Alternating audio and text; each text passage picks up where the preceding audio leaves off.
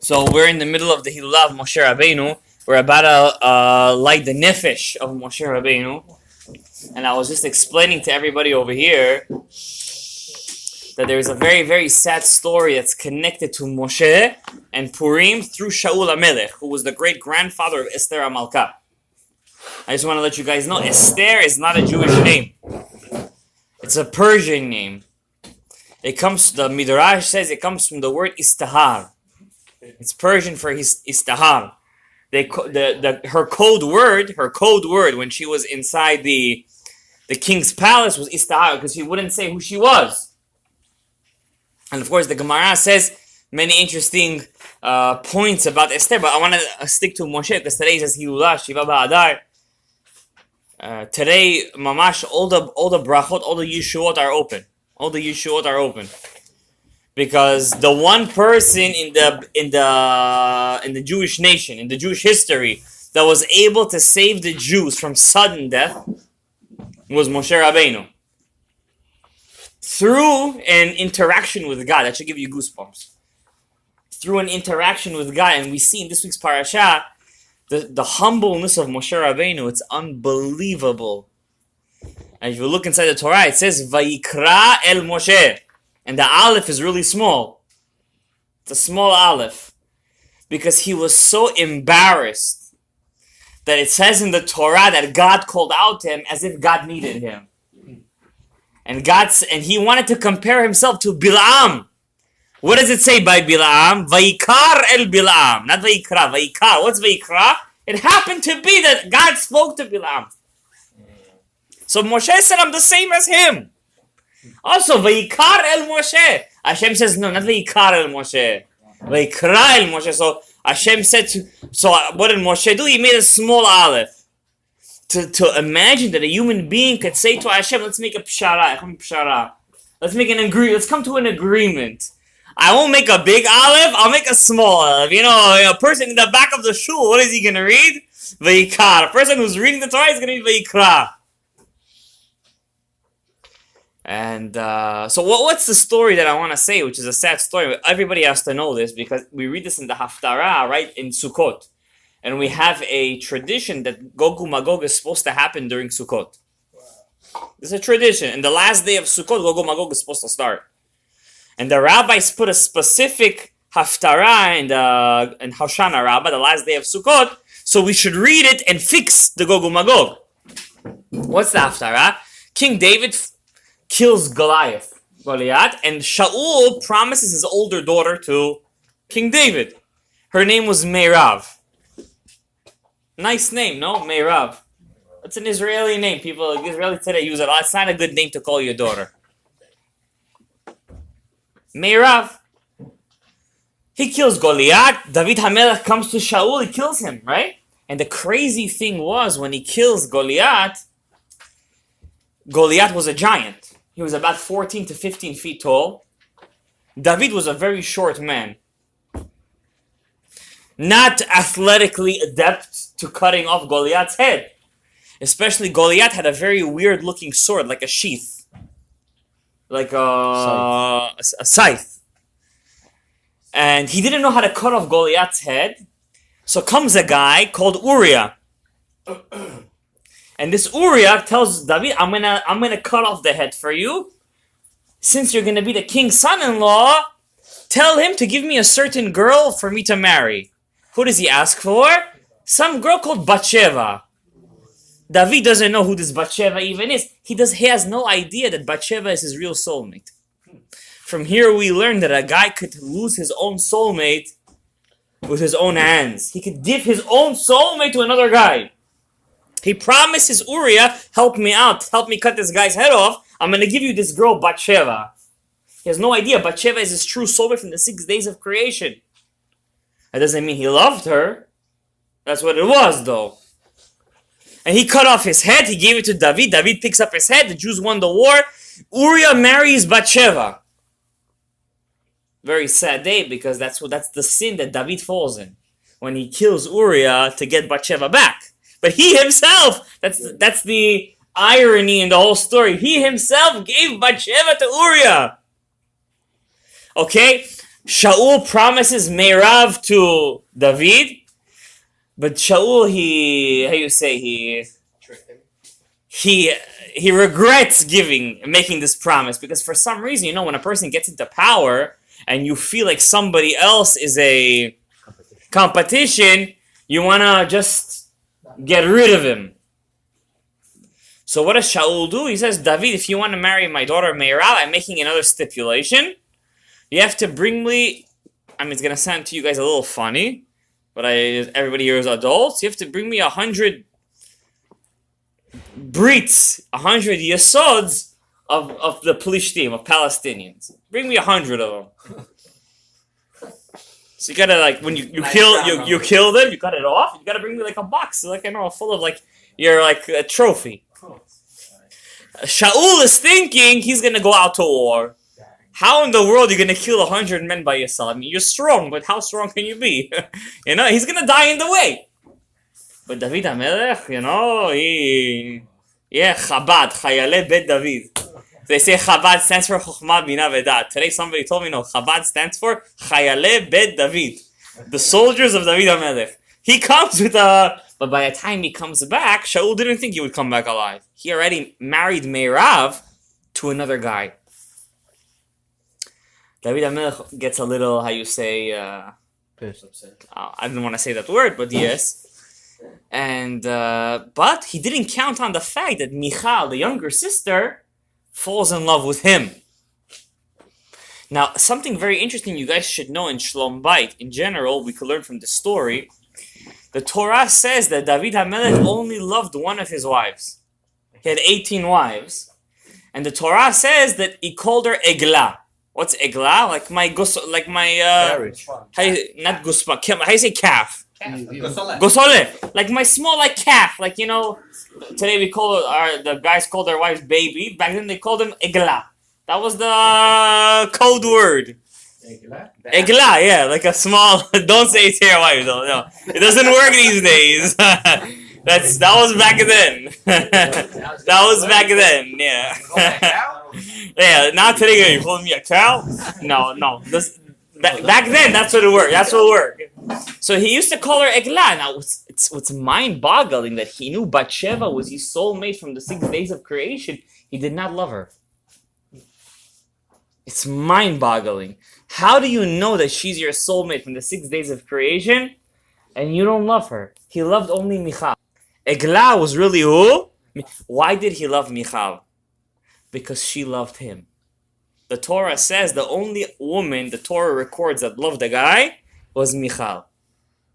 So when you go out on a date, most of you guys here are married, but when a single guy goes out on a date, the one thing he should look for, not that he should be in love with the girl that he's going out with, but that she should be in love with him. That's an extremely important factor in a successful marriage. Extremely important factor. Michal loves David, and she convinces her father that he should make a second shidduch. But Shaul HaMelech is not going to let it go so easily, because once he got jealous of David, he had a dibuk inside of him. You know that video you guys saw with the guy is on the floor and making all this kind of weird. That's fake. But let's say something similar to that. I already told you before that it was. Of course it's fake. You can't just go te. The guy think is gonna come out. This is not the heebie-jeebie, te. It's like they were on a thing, te. Doesn't work like that. Rabbi Yehuda Ptaye, B'ezrat Hashem, we're going to make a Helula about him, and also living Sephardi heritage moment on him in the summertime. It took him almost 3 years to get a soul out. 3 years. This one was te. Just, come on. It's a joke. It went on the Israeli news. Yeah. But for them, they just want to make they want ratings. They don't care. Real, not real. So David HaMelech, Shaul had a dibuk inside of him. Why? And his level, his jealousy, caused an opening for a soul to come inside of him. In his level. And it says that he had Ruach Shtut. Very scary. You know what Ruach Shtut is? I wouldn't call it that, but like he wasn't in control of himself. David would play the harp, and one day Shaul HaMelech would get the Zachmat. He would take the spear and try to mamash in the spot, try to kill him right there. He would throw the spear, and David was like, what the heck is going on? It's my father-in-law. I'm playing the harp for him. He started to run. Imagine having that kind of in-laws. I mean, we're here crying. That's some crazy stuff. So Shaul says to his daughter Michal, says, listen, feed him some good shashlik, give him a couple of shots to drink, put him to sleep, please. In the night, I'm going to send a couple of guys, we're going to do ala ish. Basically, we're going to shecht him. Michal was so in love with David. She told him their plot so he could escape. He escapes. He goes to a city called Nov. Many people over here don't know the history of the Jewish people. Before the first Beit HaMikdash was built, for about 350 years, we had a Mishkan in Eretz Israel. The last place the Mishkan was before they built the Beit HaMikdash was in the city called Nov. City of Kohanim. David gets there. Nobody knows the conspiracy. Nobody knows that Shaul is trying to kill David. No Instagram, internet, Twitter, nothing. But this was the city of Kohanim. Now there is a special thing that you guys have to know. There's a mitzvah in the Torah, mitzvah midoraita. You have to respect Kohanim. It's a biblical mitzvah. When you're sitting in the Birkat HaMazon, give him to say, when it's come to answer, give him first. It's a mitzvah to respect Kohanim. It's a mitzvah. And there's another special segula. If you want your Torah to be kept inside your mind, learn with a Kohen. There's a certain kind of segula. When you learn with Kohanim, your Torah stays in your mind. Inside the city of Nov, where David was running, why would David run away to Nov? Because it was a Ir Miklat. It was a city of refuge. Right? City of refuge. He thought Shaul would never think of looking for him in there. There was a guy called Doeg Adomi, and this should scare everyone over here to their core. Doeg Adomi, that was his name. It means literally the red warrior. Why? If you would learn Torah with him, you would be so ashamed by the time you would come out of the session. He would turn you red with shame.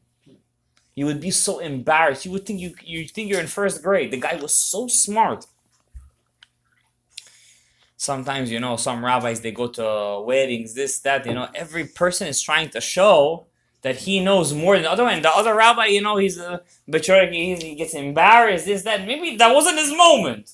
It's Doeg Adomi, mamash. Nobody tries to find everybody's trying to prove the other one that he knows it's Doeg Adomi. Inside Nov, where David HaMelech ran away, was Doeg Adomi, Rosh HaSanhedrin. You know what Rosh HaSanhedrin is? The head of the Sanhedrin. When Mashiach comes, he's going to need the Sanhedrin to name him Mashiach. And Doeg Adomi back then was Rosh HaSanhedrin. To think that his Torah knowledge, he sees David over there. The Kohen Gadol tells him, listen, you're the son-in-law of the king. What are you doing here? He said, no, I have a secret mission. I'm a spy, CIA. Mama, that's what he tells him. He said, I'm on a secret mission. I can't tell anyone. Give me the bread, the showbread. The lechem apanim, that bread that stayed fresh for 6 days a week. It's crazy, right? Bread that would stay fresh for 6 days a week. He said, give me some of that bread. I'm mad hungry. He had bulmus. You know what bulmus is? Condition. He had a condition. There's a certain condition back in the day. If you wouldn't eat right now, you would drop dead. Wow. So in his case, David was so hungry, he was about to drop dead. So he was allowed to eat from this holy bread. He said, give me the bread. He says, give me Goliath's sword. Give it to me. I'm on a secret mission. So the Kohen thought that he's saying the truth. He's the son-in-law of the king. He gives it. Hey, lets him go. This Doeg Adomi, the son of a gun, he ratted him out to Shaul. Shaul comes with Jal. And he kills every human being in that city. Every Kohen, man, women, child, baby from the crib, kills him. Everyone to a crisp. He burns the whole city down. And the Ari Kadosh says, until that sin will not be forgiven from Hashem, Mashiach will not come.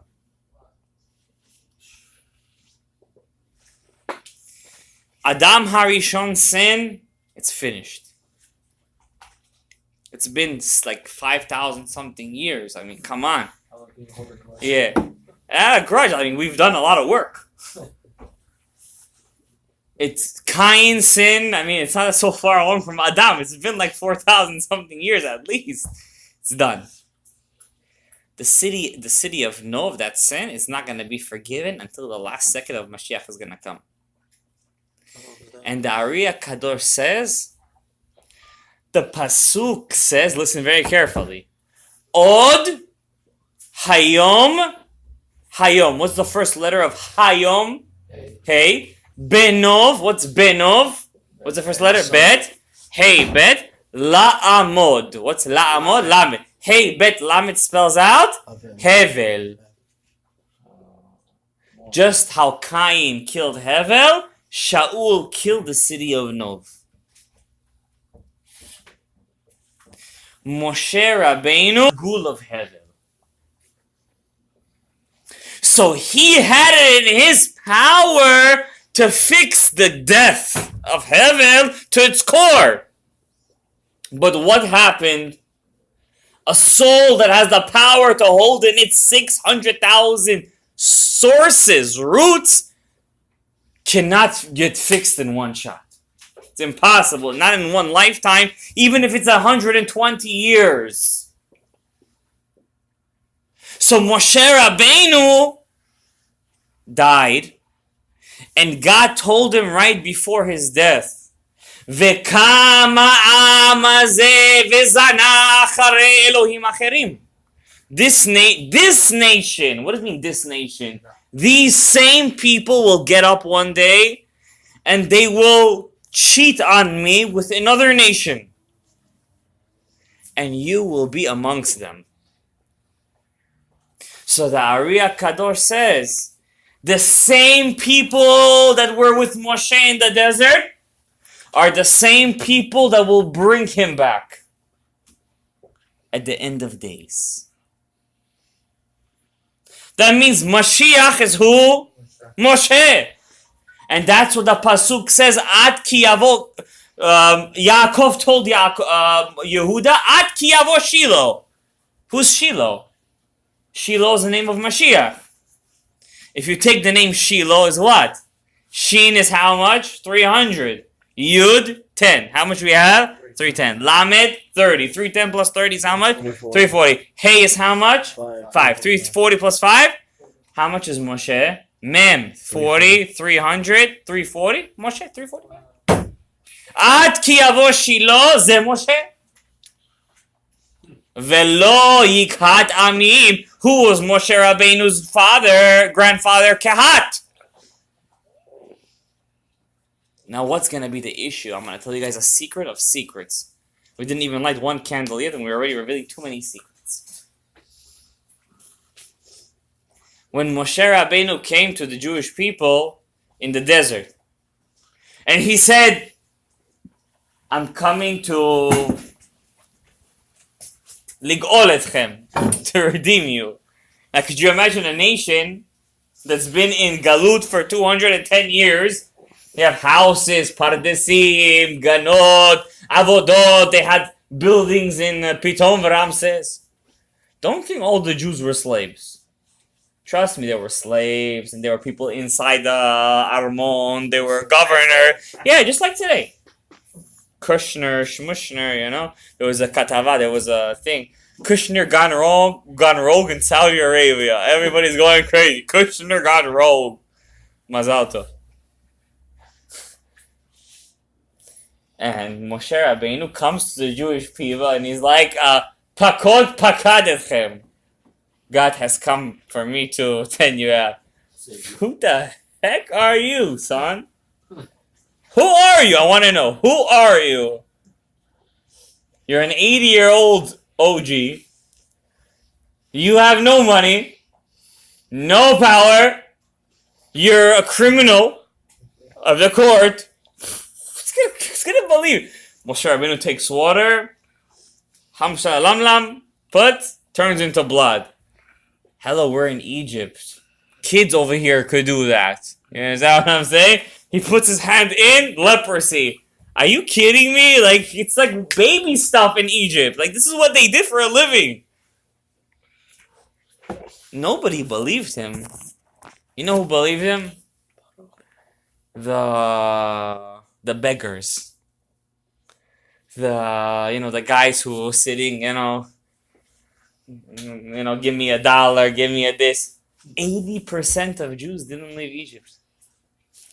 I would say a person who looks at the Geula of Mitzrayim, it's not a Geula. It's a Kvura. Extermination. It's an extermination. 20%? If Korach came out, if Datan Aviram came out, imagine how bad were the 80%?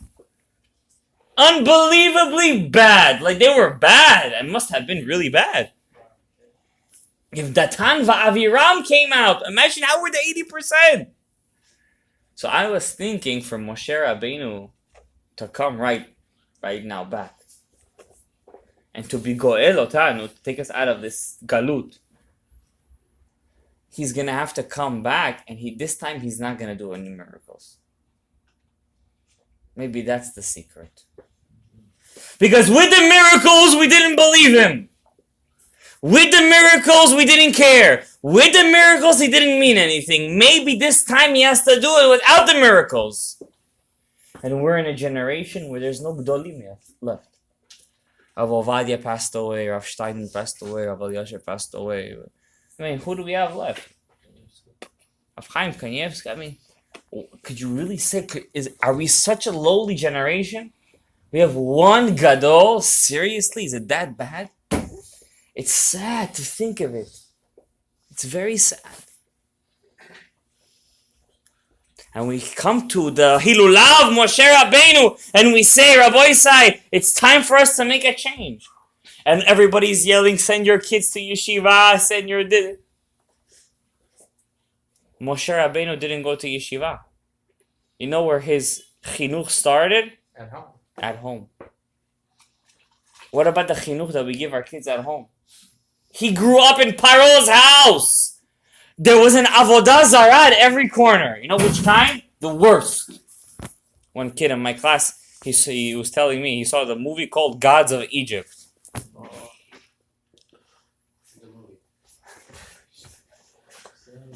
I don't know if to call it Torah Lishma or not. You know what kind of stuff they worshipped? Dogs. Cats. Dead. Necromancers. They were necromancers. What is that? They worship the dead. Moshe Rabbenu grew up in such a such a house, you're going to go off the derech. I remember reading the book Sefer HaChezionot of Chaim Vital. Chaim Vital is the one who wrote all the Ari Kadosh's work. So we're learning Otzrot Chaim, who wrote that book, of Chaim Vital. When he was 20 years old, he met a man called Rabbi Lapidot Ashkenazi. And he told him, through looking through oil, they were able to look through oil, I don't know, some kind of weird stuff, like they would touch oil and then they would look through it, And he said, when you're going to be 23, either you're going to be the greatest tzaddik, or you're going to be the greatest rasha. You're gonna, like the world has never seen. Could you imagine what Moshe, if Rabbi Chaim Vital lived in Tzfat?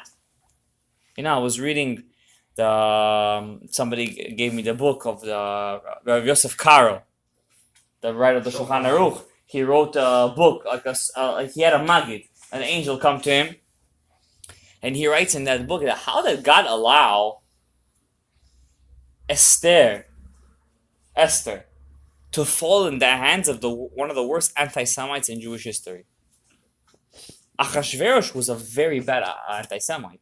He didn't even blink an eye when Haman said, I'm going to sell you a nation for 10,000 gold, not even gold, it was silver. 10,000 silver talents? Are you serious? At least say gold. He didn't blink an eye. He said, Ha'am. He didn't just blink an eye. He gave him his signet ring. How did God allow a Jewish girl who was a descendant of Shaul HaMelech to fall in the hands of such an Arel, such a Rasha Merusha? You know what the Maggid told Yosef Karo? You know what the secret is? Because that was the generation where all the Jewish men were marrying non-Jewish women. Because they did it, so Hashem made the Yeshua, the salvation, through a Jewish woman marrying a non-Jewish man. And what does the Zohar say? She used to send a Sheda, a demon, to go to Achashverosh. She would never be with him. She knew so much. She was a prophetess. She would send a demon to be with Achashverosh. How about the kid they had? Daryavish? Yeah. That's a shiur within own. What did she exactly send to him? Was it a demon within herself? Was it her own Yetzer Hara? She was able to extract her own Yetzer Hara from her own body.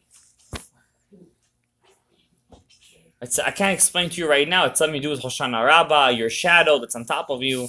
That's a shiur, and I can teach you in with one leg. Today somebody calls me, are you supposed to keep Shabbat? Or you must keep Shabbat. I'm like, isn't that like the same word or something? Like, you know what I'm saying? I say, I can't teach you the Torah, one of the 10 commandments on one leg, I can't teach you the Torah on one phone call. You gotta come, sit, learn. Look how deep the Torah is. We didn't even get to the Nefesh of Moshe Rabbenu, Tuvia. We didn't even get to that. What's the secret of Moshe Rabbenu? Nobody knows where he's buried. Aaron HaKohen, you know where he's buried? You know where he's buried? In Jordan. Horahar. We know? Of course we know where the king of Jordan flew Rav Yitzchak Kaduri all the way up over there to go pray in Aaron HaKohen's grave. There was a YouTube video. Some guys went to... Yeah, some guys went over there not long ago. They dressed up like Arabs. They paid them a little, you say chupar over there on the side, and they went up and they davened over there. In the mountain. In Jordan. Yes, I'm serious. Aaron HaKohen, you know what it means to pray the grave of Aaron HaKohen? Bechir HaUmah. Bechir HaUmah. Amen. And not only that, Rabotai, Moshe Rabbenu, I'm just going to end with one thing, because we got to start the Otzrot Chaim shiur. Tell me if I'm right or wrong. It's almost 10? Yeah, 950. 950. I'm going to tell you one small thing about Moshe Rabbenu. We said that Shaul HaMelech's sin with Nov is really Moshe Rabbenu, because Moshe is the Gilgul of heaven. Who's the brother of Hevel? Who was it? Cain. Do you know who Cain was in the time of Moshe? Who? Yitro. Jethro. Not the store or restaurant next to Restaurant Depot. Korach was the bad of Cain. Yitro was the good. They want to ask the question. Why did God kill Hevel? Anything that happens in this world, God has to sign off on it. When we say in Aseret Yemei Shiva, we don't say Oseh Shalom B'Mroma. What do we say? Oseh Ha-Shalom B'Mroma. Why do we say Oseh Ha-Shalom? Because Ha-Shalom is a numerical value of a certain scribe in heaven called Safrikel. And nothing happens in the world, in the bottom world, until Safrikel signs off on it. So we say Oseh Ha-Shalom, it's like we were saying, we're giving him respect. When the time comes, make sure not to sign on anything bad, So, this malach, when we say Oseh HaShalom, how did this malach allow Hevel to be killed? Did he give a good sacrifice? Did he give a good sacrifice? Yes. The best. I'm going to tell you another chidush. And you know what? Maybe it's a good time to mention another thing, because Cain gave linen, pishtan, flaxseed. Flax makes linen. Hevel gave lamb, wool. Wool and linen make what? Shatnez. Guys, check your Ugg boots. No, I'm not joking. I made my wife return her boots. Absolutely. And you know which ones they found the most shatnez in? The men's moccasins. Really? Yeah. That's the one they found the most shatnez. 5 pairs already. They found. It's not fur, it's wool. And when they open it up, it's not even in a place where you could see it. They open up between the sole and the, I don't know what they call it, the side over there. Open it, there's linen over there. You know why they do that? Wool and linen make a very strong bond. Bond. It's almost, it's not easy to rip or to make, you can't destroy it easily. How bad for your body? The Rabbi Yehuda Ptaya says a person who wears shatnez, he's receptive. I don't know how to say it. How do you say receptive? Easy to receive. Thanks. He's receptive to most flus and diseases. In Minchat Yehuda, if you read Minchat Yehuda, parashat of the shatnez, that's what he says over there. But that's not what I'm trying to say over here today. Yeah, off the topic. But it's something, you know, I always say that if you guys don't, you know, pay attention, my mincha of Shabbat shir, I say, guys, check your suits. You know, sometimes in hats, there's shatnez. Hats. And I always say the story the day before, or a week before I got married, I was at a shiur and the rabbi said something about shatnez. I'm like, I didn't check my wedding suit for shatnez. And my wedding suit had what? Shatnez. It was some Italian company. Abotai. Why did God kill Hevel? Why did he allow Cain to kill Hevel? You know why? Because he didn't tell his brother, join me. He saw his brother bringing flax and you know what he said? I'm going to do better. He didn't say, Cain, my brother, come join, bring with me the lamb, the wool, the fleece. Give me something good. You know what he wanted? He wanted to be better than him. That's why Hashem, because there was no avat chinam. There was no baseless love filled with emunah. But there was no example. Maybe there was. Maybe they didn't need example. Maybe they were in such a level, they were born almost mushlamim. They were born almost complete. They had to be the example for us. That's why they're written inside the Torah. They were on such a level. Moshe Rabbenu, where did he get an example from? He was a shepherd. He was a king of Ethiopia for 40 years. R.Shalom, he was a king. He was a boy growing up to the age, 40 years old is? 40 years old is already, It's you're getting there. You know what I'm saying? It's us. This is us. How did Moshe become such a Bechira Ummah at the age of 80, It's a lot to say about Moshe Rabotai, and I want to say that it's not a shiur you could finish in one. But I want to invite, before we start Chaim Shiur, our sponsors to light the candles for the Nefesh Rod and Shema Chayei of Moshe Rabbenu. David, come light the first one. Nefesh of Moshe. B'ezrat Hashem, you're gonna get married. You, your brother. B'ezrat Hashem, very soon. Come light. Lezecher, Nefesh, the Moshe Rabbenu, Ben Yocheved. Light the first one.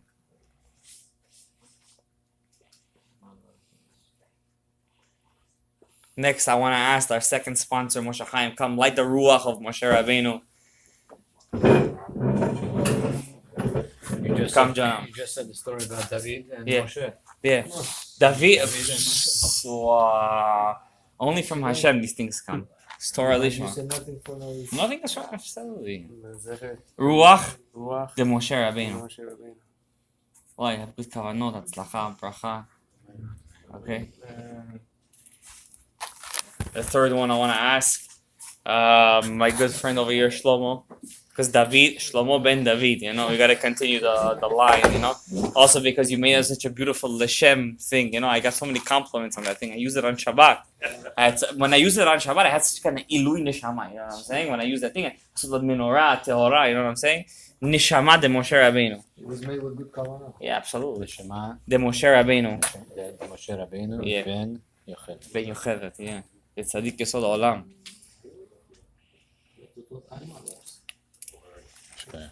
Thank you. Come, Daniel, light the Chaya of Moshe Rabbenu. Moshe Rabbenu reached the level of Chaya. You know what Chaya means? Up there. Almost to the end. Almost. Light. Du Nishmat. Nishma. Chaya. Chaya. The Moshe Rabbenu. The Moshe Rabbenu. Ben Yocheved, Tzaddiket, who was the Gilgul of Chava. She gave birth to him at the age of 130 years old. Okay, come. Michael. Come. Yechidah. You know what Yechidah means? One. Sometimes a person has a lot of something, but he only needs one of something else. May Hashem bless you with a bat to mekayem mitzvat pirya v'rivya. Yechidah, B'ezrat Hashem Yitbarach, this should bring you the mitzvah chaya. It's not easy to get that girl, you know what I'm saying? Yechidah de Moshe Rabbenu. Moshe Rabbenu. Alav HaShalom. Alav HaShalom. HaShalom. Yeah. Guys, we have a person to say Kaddish over here? Yes. Rabbi Avraham. רבי חנניה בן הקשיא אומר, רצה הקדוש ברוך הוא לזכות את ישראל, לפיכך הרבה להם תורה מצוות שנאמר, אדוני חפץ